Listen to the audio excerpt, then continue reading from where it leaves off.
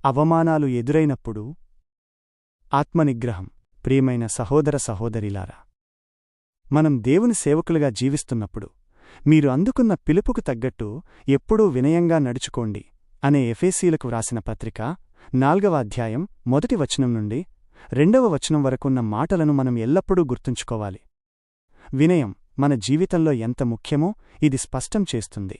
ఇతరులు మనల్ని అవమానించినప్పుడు ఆత్మనిగ్రహం ఎలా చూపించాలో తెలియజేసే ఒక చక్కని ఉదాహరణ 2వ సమూయేలు గ్రంథం 16వ అధ్యాయం 5వ వచనం నుండి 13వ వచనం వరకు ఉంది. షిమీ అనే వ్యక్తి రాజైన సౌలుకు బంధువు. అతను దావీదును ఆయన సేవకుల్ని అవమానించి వాళ్లమీద రాళ్లు రువ్వి దాడి చేశాడు. దావీదు కావాలనుకుంటే అతనికి బుద్ధి చెప్పి ఉండేవాడే, కాని ఆ అవమానాన్ని ఓపిగ్గా భరించాడు. మరి అలాంటి ఆత్మనిగ్రహం చూపించడానికి దావీదుకు ఏది సహాయం చేసింది? దావీదు తన కొడుకైన అబ్షాలోము నుండి పారిపోతున్న సందర్భంలోనే షిమీ దావీదుపై దాడి చేశాడు. ఆ సమయంలోనే దావీదు 3వ కీర్తనను రాశాడు. ఆ పరిస్థితిలో కూడా దావీదు ఎంతో ఆత్మనిగ్రహం చూపించాడు.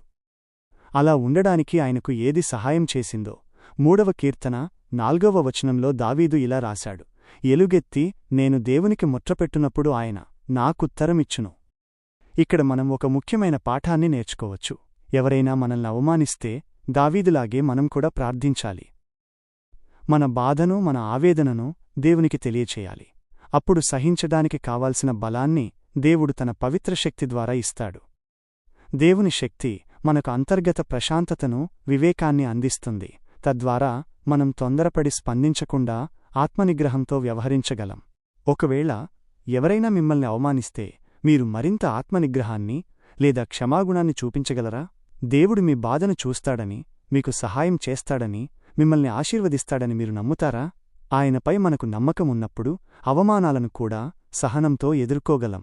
అందుకే మన జీవితంలో సవాళ్లు ఎదురైనప్పుడు, ముఖ్యంగా ఇతరుల నుండి అవమానాలు ఎదురైనప్పుడు దేవునివైపు చూడాలి. ప్రార్థన ద్వారా ఆయన సహాయాన్ని కోరాలి. అప్పుడు మనకు అవసరమైన బలం లభిస్తుంది. వినయం, ఆత్మనిగ్రహం అనే ఈ 2 గుణాలు దేవునికి మహిమను తెస్తాయి మరియు మనకు శాంతినిస్తాయి.